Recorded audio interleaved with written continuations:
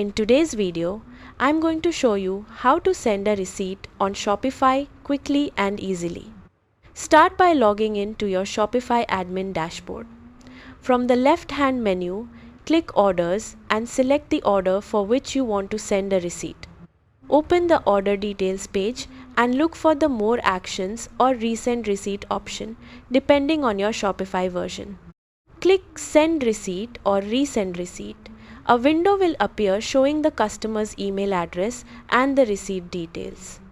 Review the information, make any necessary changes to the email address if needed, and add a custom message if you'd like. Once everything looks correct, click Send Notification to email the receipt to your customer. That's it. Your customer will receive a copy of their receipt, helping them keep a record of their purchase and improving their shopping experience.